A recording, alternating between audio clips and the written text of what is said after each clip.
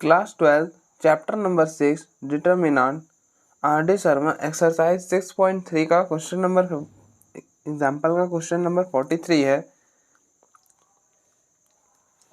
Prove that this determinant equal to this, किसके equal A B C into 1 plus 1/a plus 1/b plus 1/c। और अब देखो ए B सी में इसे अंदर मल्टीप्लाई कर दो तो ये बन जाएगा A B C plus B C plus A plus A B.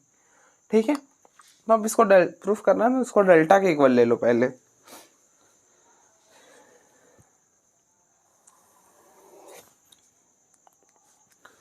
Delta equal to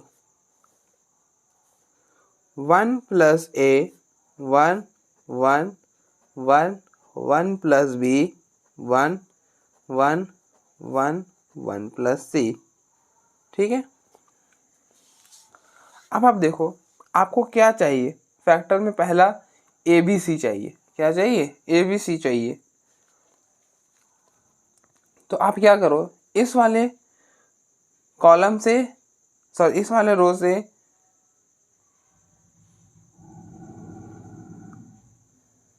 आप ए कॉमन करो, इस वाले रो से आप बी कॉमन करो और इस वाले रो से आप सी कॉमन कर लो। ठीक है, आप फिर से सुनो मैंने क्या बोला, इस वाले रो से ए कॉमन करो, इस वाले रो से बी कॉमन करो और इस वाले रो से सी कॉमन कर लो। ठीक है, तो बाहर आ जाएगा ए बी सी। आ गया ना बाहर। आप यहाँ पे लिखना चाहते हो तो लिख दो, taking common A B and C from R1 R2 and R3 respectively. हमने ए कॉमन करा है फर्स्ट वाले रो से, बी कॉमन करा है सेकेंड वाले रो से और सी कॉमन करा है थर्ड वाले रो से। आप देखो ए बी सी बन गया, ए बी सी बन गया। अब अंदर क्या लिखेंगे, इस वाले से ए कॉमन करा है ना, तो अगर हम ए प्लस बी प्लस सी रहे, कुछ ऐसा रहे और मैं बोलूँ बी कॉमन करो, मैं बोलूँ आपको बी कॉमन करो, तो आप क्या करोगे, मतलब सॉरी ए कॉमन करो, तो ए कॉमन करोगे तो ए तो यहाँ पर था तो 1 आ गया और जहाँ पर नहीं था वहाँ पर आप डिवाइड कर दोगे ऐसे। तो आप इसको मल्टीप्लाई करो 1 इंटू ए और यहाँ पे करोगे ए कैंसिल बी बचेगा, यहाँ करोगे तो ए कैंसिल होकर सी बचेगा। मतलब जहाँ पर है वहाँ से तो ठीक है कॉमन हो गया, लेकिन जहाँ पर नहीं है वहाँ पे क्या कर रहे हैं, डिवाइड कर दे रहे हैं। तो बेसिकली कॉमन लेने का क्या टेक्निक है कि हम डिवाइड कर रहे हैं उस नंबर से। तो इस वाले नंबर से हम मतलब आप ऐसा समझो कि इस वाले रो से हम ए में डिवाइड कर रहे हैं। तो यहाँ पे करोगे तो 1/a, यहाँ पर करोगे तो 1 और यहाँ पे करोगे 1/a, यहाँ पे करोगे 1/a। आई होप आपको क्लियर हो गया होगा। ठीक है, यहाँ तक ठीक हो गया, मतलब यहाँ तक ठीक है। नेक्स्ट आप इस वाले रो में से b कॉमन करा है, तो यहाँ पे b तो नहीं था तो हमने क्या करा होगा, b का डिवाइड करा होगा। बेसिकली करते क्या है ना, आप देखो हम ना a कॉमन करा तो हम यहाँ पे b है तो हम ऐसा लिख सकते हैं ना, यहाँ से a मल्टीप्लाई और डिवाइड कर सकते हैं, यहाँ पे भी a मल्टीप्लाई डिवाइड कर सकते हैं, कैंसिल होके b प्लस ही बनेगा। तो आप देखो यहाँ से a कॉमन हो गया तो 1 प्लस b/a और यहाँ से a निकला होगा तो c/a। ठीक है, अब आप देखो यहाँ से b कॉमन किए होंगे तो क्या होगा, यहाँ से b कॉमन करोगे तो यहाँ पे 1 प्लस बी। ठीक है, तो जब आप b कॉमन करोगे तो यहाँ से तो b यहाँ पे तो है नहीं, तो यहाँ पे 1/b और यहाँ पे b है तो डिवाइड करोगे तो b/b 1 हो जाएगा। तो यहाँ पे बनेगा 1/b प्लस 1। यहाँ से b कॉमन करोगे तो 1/b, क्योंकि b नहीं था तो डिवाइड करोगे, ऑब्वियस सी बात है। आप ऐसा भी समझ के चल सकते हो कि इस वाले रो में हमने a से डिवाइड करा है, इस वाले रो में हमने b से डिवाइड करा है और इस वाले रो में c से करो तो 1/c। यहाँ करोगे तो 1 को c से डिवाइड करोगे तो 1/c और यहाँ c को c से डिवाइड करोगे तो 1। ठीक है, यहाँ तक कोई दिक्कत नहीं।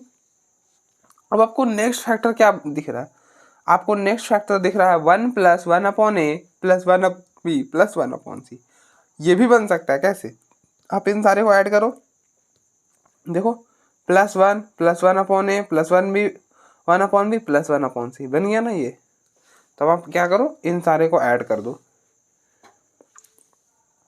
अब देखो ना, इन सारे को ऐड करो, देखो 1+1/a+1, इसको ऐड करो 1+b+1/c, तो इसको आप ऐसा लिख सकते हो ना 1+1/a+1/b+1/c। हम एडिशन में किसी को भी आगे पीछे लिख सकते हैं, तो अब देखो यही तो बनना था, बन गया। तो अब यहाँ पे क्या करो, सारे को ऐड कर दो, तो अप्लाई कर दो, अप्लाइंग C1 ऐसे ऐड करें तो R1 आएगा, R1+R1+R2+R3, ठीक है। अब देखो ऐसे ऐड कर रहे हो, ठीक है, ABC। अब आप देखो इसका मतलब क्या था कि R1 में चेंज हो रहा है, R1 में क्या चेंज हो रहा है कि R1+R2+R3, ठीक है, और बाकी R2 और R3 में तो कोई चेंज नहीं हो रहा, तो वो एज इट इज रहेगा, तो उसको एज इट इज लिख दो 1/b 1/b+1 1/b, और R3 1/c 1/c 1/c+1, ठीक है। R1 इसका मतलब होता है R1 का फर्स्ट एलिमेंट है 1/a+1 लिखा, प्लस बीच में प्लस, इसके करस्पॉन्डिंग R2 का एलिमेंट 1/b, फिर से प्लस, और फिर R3 लिखा हुआ है, तो मतलब इसके करस्पॉन्डिंग R3 का एलिमेंट 1/c, ठीक है। तो फाइनली ये बना, तो यहाँ पे लिख दो 1+1/a+1/b+1/c, ठीक है। इसी तरह से आप इन सारे को ऐड करोगे, यही बनेगा। अब करके देखना, इन सारे को ऐड करना, यही बनेगा 1+1/a+1/b+1/c, ठीक है। फिर आप इसी तरह से इन सारे को ऐड करना, यही बनेगा क्या, 1+1/a+1/b+1/c, ठीक है। अब आप यहाँ से ना ये वाला कॉमन कर लो, ये कॉमन डिटर्मिनेंट में हम क्या करते हैं, रो और कॉलम से कॉमन करते हैं। तो आप देखो इस वाले रो में क्या कॉमन है, 1+1/a 1/b+1/c, तो इसको बाहर कर लो।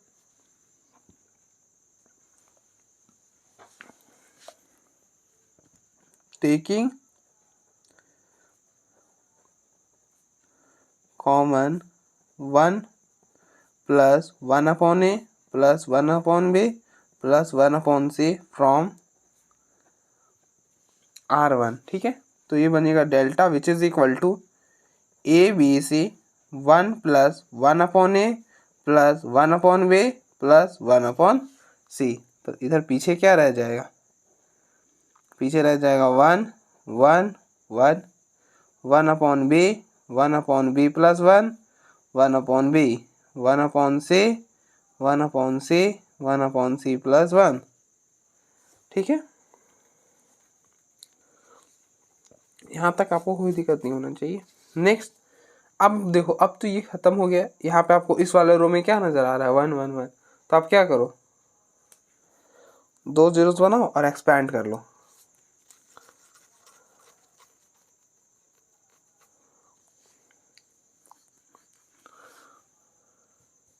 तो ये है C1, ये है C2 और ये है C3, ठीक है।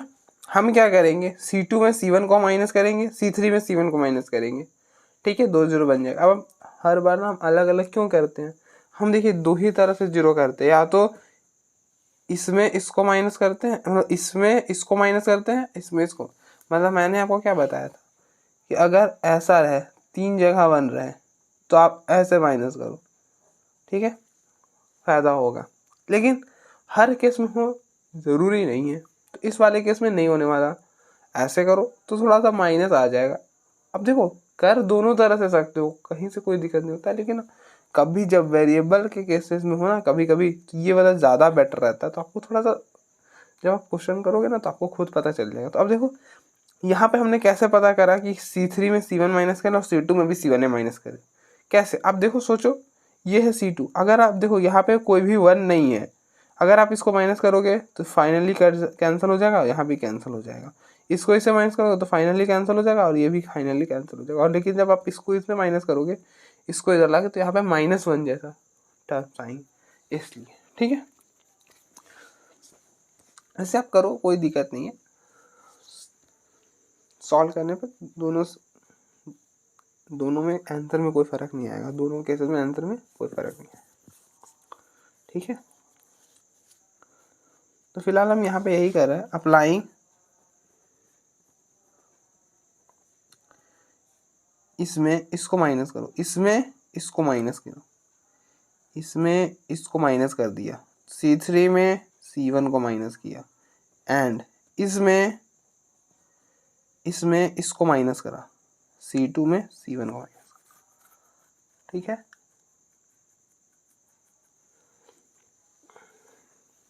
तो आप देखो क्या बन रहा है, delta which is equal to ABC 1 plus 1/A plus 1/B plus 1/C।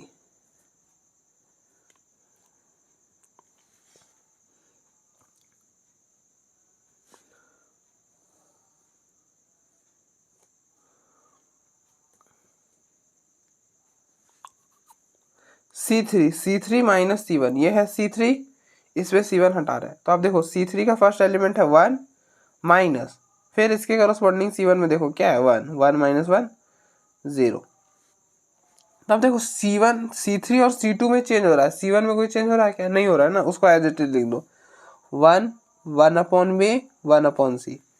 C3 में पहले कर रहे हो तो C3 इसमें यहाँ पर 0 लिखो, फिर नेक्स्ट है 1/B 1/B माइनस इसके करस्पॉन्डिंग C1 में देखो क्या है 1/B, तो ये टर्म और ये टर्म कैंसिल हो गया, 0 बनेगा, तो यहाँ पे भी 0 बच जाएगा। ठीक है, नेक्स्ट C3 का एलिमेंट देखो क्या है 1/C प्लस 1, ठीक है, माइनस इसके करस्पॉन्डिंग C1 में देखो क्या है 1/C 1/C, तो ये टर्म और ये टर्म कैंसिल, क्या बचेगा 1 बचेगा, तो यहाँ पे लिख दो 1। ठीक है, फिर आ जाओ C2 में, ये है C2 का फर्स्ट एलिमेंट है 1 माइनस इसके करस्पॉन्डिंग में C1 में देखो क्या है 1 माइनस 1 0 हो जाएगा, तो यहाँ पे लिख दो 0। नेक्स्ट C2 का एलिमेंट है 1 प्लस B प्लस 1, ठीक है, फिर माइनस इसके करस्पॉन्डिंग देखो C1 में क्या है 1/B लिख दिया, तो ये टर्म और ये टर्म कैंसिल, पीछे क्या बच जाएगा 1। अब आप देखो नेक्स्ट क्या है 1/C माइनस इसके करस्पॉन्डिंग आप देखो क्या है 1/C है, तो यहाँ पे लिख दो 1/C, तो ये टर्म और ये टर्म कैंसिल हो जाएगा, पीछे क्या रह जाएगा 0, तो लिख दो 0। ठीक है, अब आप देखो यहाँ पे ना इस वाले रो में 2 0 बन चुका है, तो आपको पता है अब हम एक्सपैंड कर सकते हैं, अगर किसी भी रो या कॉलम में 2 0 बन जाए तो उसके बाद हम एक्सपैंड कर सकते हैं, वो विदाउट एक्सपेंडिंग ही कहलाता है। ठीक है, तो ये बनेगा delta which is equal to ABC 1 plus 1/A plus 1/B plus 1/C। अब आप देखो हम ना इस वाले रो से एक्सपैंड कर रहे हैं, एक्सपैंड बाय R1, ठीक है, एक्सपैंड बाय R1, तो R1 का ये वाला एलिमेंट कौन सा है A11 है, आप इन दोनों का सम करो 1 प्लस 1 2 क्या है इवन है, तो यहाँ पे प्लस लिख दो, प्लस माइनस प्लस, ठीक है, प्लस 1, तो ये लिख दो प्लस 1 लिया है ना।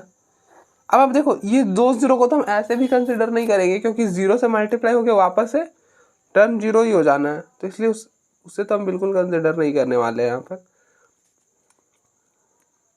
तो अभी ने +1 लिया ना, तो इसके सामने वाला रो और इसके सामने वाला कॉलम छोड़ दिया, और जो बचा उसका डिटरमिनेंट, तो 1 × 1 1, और फिर बीच पे माइनस 0 × 0 0, तो फाइनली 1 × 1, तो यही पूरा बनेगा delta which is equal to ABC 1 plus 1/A plus 1/B plus 1/C। आप देखो यही प्रूफ करना था, और आप इसको अंदर मल्टीप्लाई कर दो तो ये बन जाएगा, इसको इसे मल्टीप्लाई करो ABC, इससे करोगे तो A और A कैंसिल हो जाएगा, BC बनेगा, प्लस इससे करोगे तो B और B कैंसिल हो जाएगा, AC बन जाएगा, और इससे करोगे तो C और C कैंसिल होके AB रह जाएगा। ठीक है, और AC को तो आप पता है कि प्रोडक्ट में इंटरचेंज कर सकते हैं, तो AC को हम CA लिख सकते हैं, तो आप देखो प्रूफ हो गया आपका।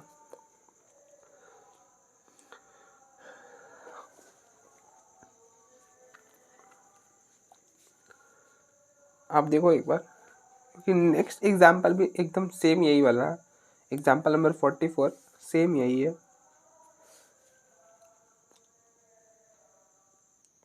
नेक्स्ट एग्जाम्पल नंबर 44 है, if A B C are roots of the equation X cube plus P X plus Q then find the value of the determinant. तो हमको इसकी वैल्यू निकालनी है, ठीक है। अब देखो ए बी सी क्या है, रूट्स है इस इक्वेशन की। रूट्स का मतलब क्या होता है पहले समझो। देखो अगर मैं बोलूँ ये इक्वेशन है X square minus 3x plus 2 which is equal to 0। इसके दो रूट्स होते हैं, एक होता है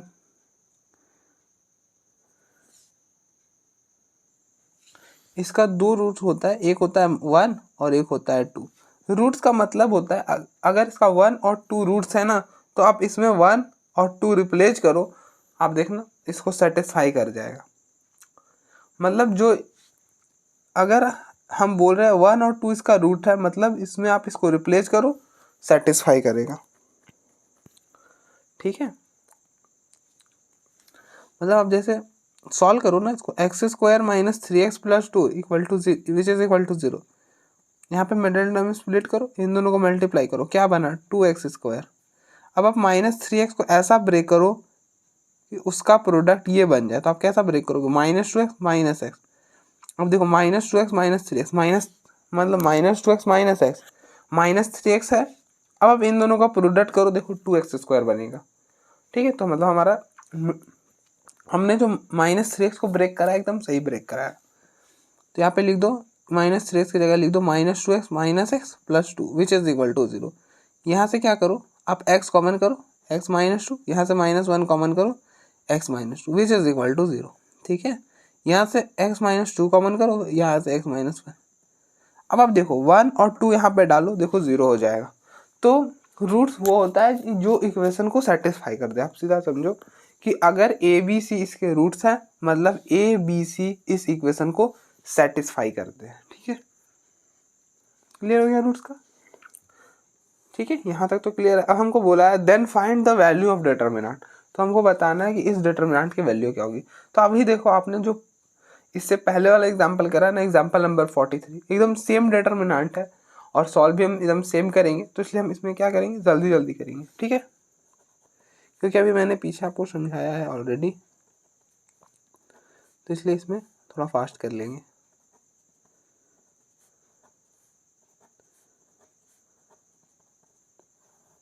अब देखो हमने क्या करना है, हमें फर्स्ट वाले रो से ए को कॉमन करो, सेकेंड वाले रो से बी को कॉमन करो और थर्ड वाले रो से सी को कॉमन करो, ठीक है।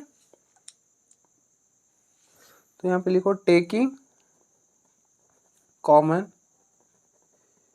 ए B C from R1 R2 R3 respectively. अब आप बोलोगे किसी अगर कोई बोलता है कि हमें कैसे पता चलेगा कि हमने इसमें ए से कॉमन लेना है, इसमें बी से कॉमन लेना, इसमें सी से कॉमन लेना है। तो अभी हमने जो पिछले वाला एग्जांपल करा उसमें ना हमें दिया हुआ था कि this determinant equal to this, proof करिए। तो हम तो आसानी से देख पाए कि हमें क्या फैक्टर बनाना था, लेकिन ना यहाँ पर हम कैसे करेंगे, तो वो प्रैक्टिस चाहिए। अभी हमने जैसे पिछला वाला क्वेश्चन करा तो हमें पता था ना कि ये क्या बनने वाला है, ये क्या बनने वाला हमें पता है, ऐसे जनरली ये सब कुछ, ठीक है, हमें पता था वहाँ पे कि क्या बनने वाला। तो हम वहाँ से सीख क्या रहे कि हमें करना क्या है, ठीक है। तो हमें क्या करते हैं, इसमें से ए कॉमन करते हैं, इसमें से बी और इसमें से सी कॉमन करते हैं, ठीक है।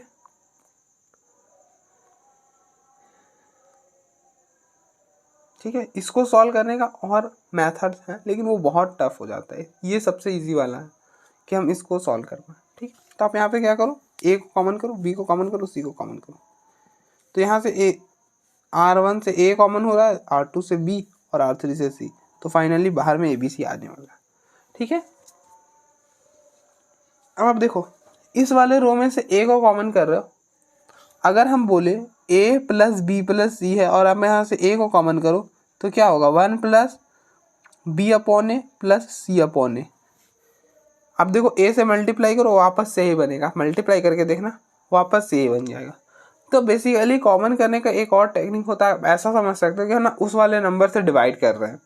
आप ऐसा समझो ना, ए से हम कॉमन करने वाला ए से डिवाइड कर रहा है, तो ए से डिवाइड करेगा तो 1, बी से डिवाइड करेंगे 1, सी से डिवाइड करेंगे, सॉरी गलत बोल दिया, बी से डिवाइड करेंगे ए को, ए बी बाई ए, सी से करेंगे ए को तो सी बाई ए। ठीक है, तो आप ऐसा समझो कि हम R1 से ए में डिवाइड, मतलब R1 वाले में ए कॉमन लिखे जरूर है लेकिन कर क्या रहा है, डिवाइड ही कर रहे हैं।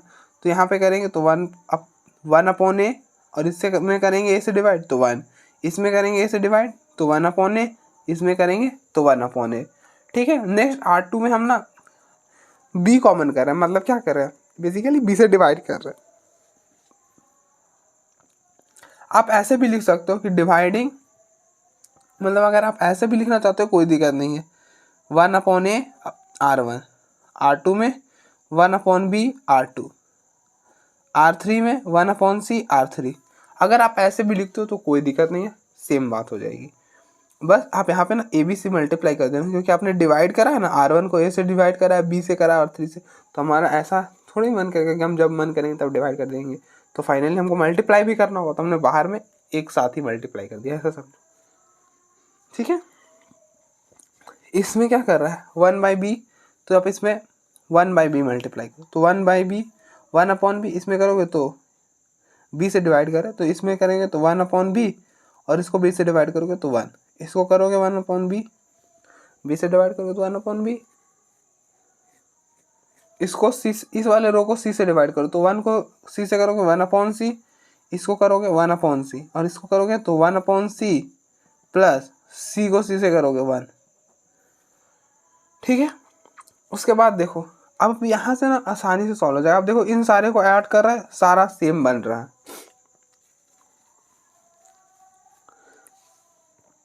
तो बस फर्स्ट स्टेप ही इम्पोर्टेंट होता है, उसके बाद ना हमें स्टेप अपने आप में, अगर हमने फर्स्ट स्टेप अच्छा ढूंढ, मतलब हमने सही ढूंढ लिया है ना, तो बाकी हमें रुकेंगे नहीं, फिर चलते जाएंगे। ठीक है, तो आप इन सारे को ऐड करो, अप्लाई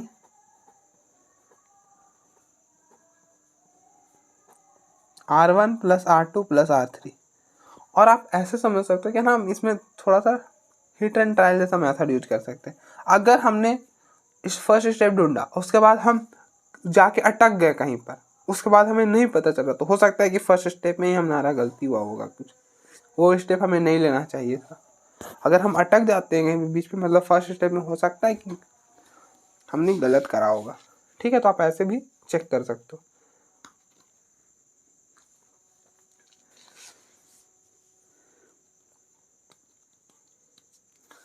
तो delta which is equal to A B सी।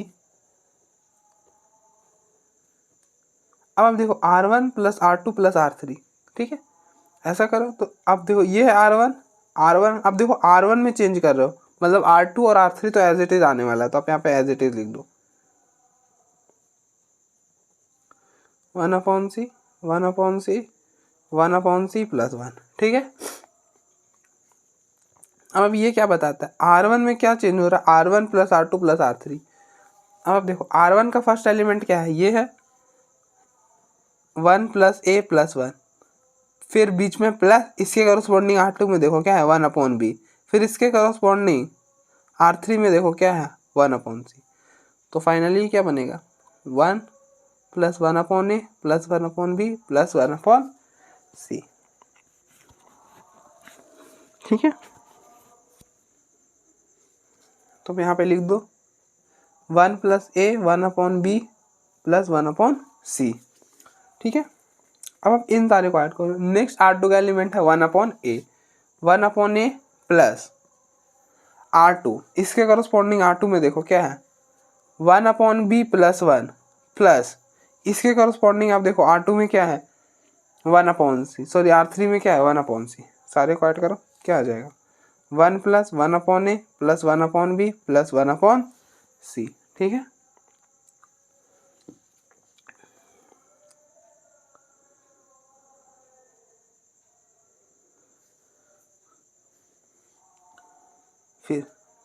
फिर नेक्स्ट है, नेक्स्ट R1 का एलिमेंट है 1 upon A, 1 upon A plus, इसके कॉरस्पॉन्डिंग R2 में देखो क्या है 1 upon B plus plus R3, मतलब इसके कॉरस्पॉन्डिंग R3 में देखो क्या है 1 अपॉन सी प्लस। तो आप इसको जब ऐड करोगे तो यही बनेगा 1 plus 1 upon A plus 1/b plus 1/c। अब देखो इनको सारे को ऐड करने पर सेम बन रहा था, ठीक है।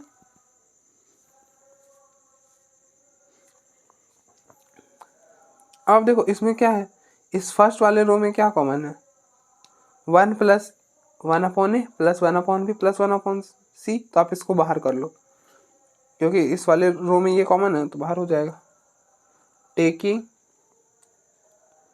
Common 1 plus 1/a plus 1/b plus 1/c from कौन से वाले रो से, तो R1 से, फ्रॉम R1, ठीक है। तो delta which is equal to ABC 1 plus 1/a plus 1/b plus 1/c। पीछे क्या रहेगा,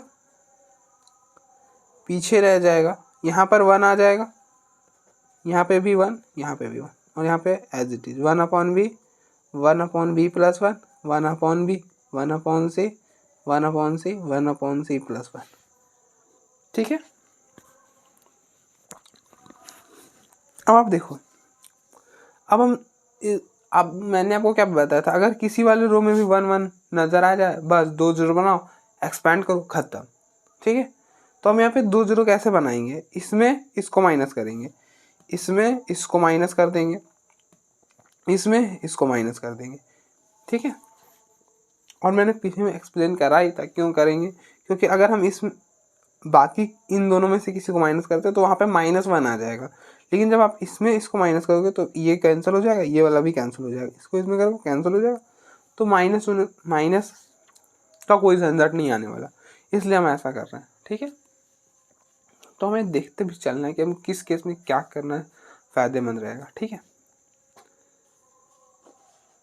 अगर सारे क्वेश्चन में एक जैसा ही करना होता तो फिर मज़ा नहीं आता, इसलिए, ठीक है।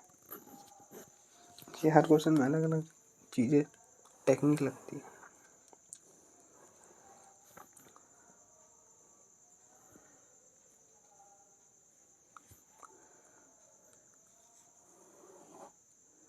तो ये बनेगा डेल्टा, यहाँ पे देखो delta which is equal to ABC, क्या अप्लाइंग C2 माइनस, इसमें C1 को माइनस कर रहे हैं, and C3 minus C1 C3 minus C1, ठीक है। यहाँ तक आप, आई होप आपको कोई दिक्कत नहीं होना चाहिए। इसमें इसको माइनस कर रहा है तो C2 में C1 को, आप तो C1 में देखो C2 और C3 में चेंज हो रहा है, C2 और C3 में चेंज हो रहा है, C1 में कोई चेंज नहीं हो रहा, तो C1 एज इट इज आएगा, उसे आप एज इट इज लिख दो, 1/b 1/c, ठीक है।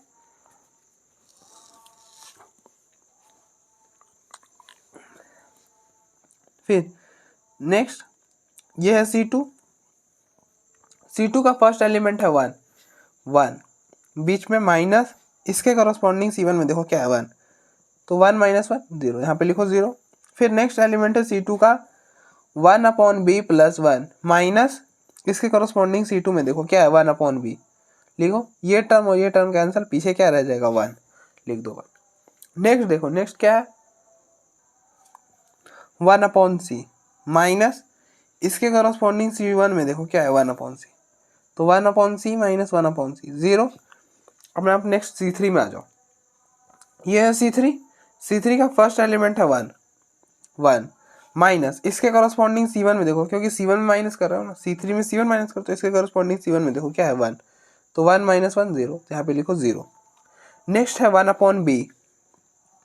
1/b माइनस, इसके करस्पॉन्डिंग C1 में देखो क्या है 1/b, तो 1/b minus 1/b 0। Next 1/c plus 1 minus, इसके करस्पॉन्डिंग C1 में देखो क्या है 1/c, तो ये टर्म और ये टर्म फिलहाल पीछे 1 बचेगा, ठीक है। अब देखो हम ना तब तक एक्सपैंड नहीं कर सकते थे जब तक किसी भी एक रो या कॉलम में 2 0 नहीं बन जाए, लेकिन आप देखो इस वाले रो में 2 0 बन चुका है, तो हम एक्सपैंड कर सकते हैं, ये विदाउट एक्सपैंडिंग ही कहलाता है, ठीक है। तो हम ना इस वाले रो से एक्सपैंड कर रहे हैं, एक्सपैंड बाय ये वाला कौन सा रो, तो R1 है तो एक्सपेंड बाय R1, ठीक है। अब आप देखो ये कौन सा एलिमेंट है, A11 है, A11, आप इन दोनों का सम करो 1 + 1 2 आएगा। 2 क्या है, इवन है तो प्लस, अगर ऑड रहता तो माइनस, और उसके बाद फिर अल्टरनेटिव प्लस माइनस प्लस, ठीक है। लेकिन हमें ना इस दोनों से मतलब नहीं है, क्यों, क्योंकि ये तो जीरो है, जीरो को आप किसी से मल्टीप्लाई करो जीरो हो जाएगा, तो हम उसे क्यों ही लिखेंगे, तो उसे हम हटा देंगे। यहाँ पे ये चीज़ मिसिंग हो गया है, 1 + 1/a + 1/b + 1/c, तो delta which is equal to ABC 1 + 1/a + 1/b + 1/c +1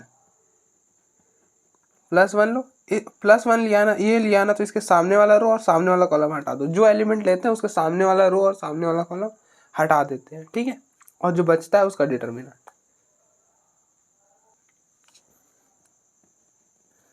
ठीक है।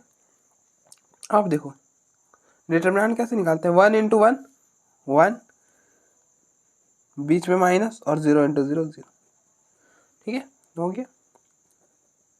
तो 1 × 1 1, और इस 1 को पूरा इससे मल्टीप्लाई करोगे जो है वही रह जाएगा, तो delta which is equal to ABC 1 + 1/a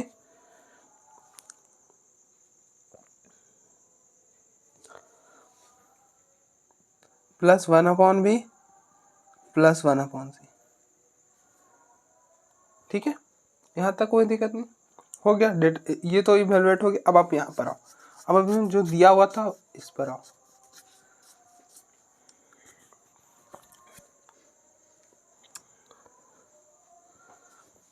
अब ना हम यहाँ से ना डायरेक्टली यहाँ पर आ रहे हैं शिफ्ट होके, ठीक है।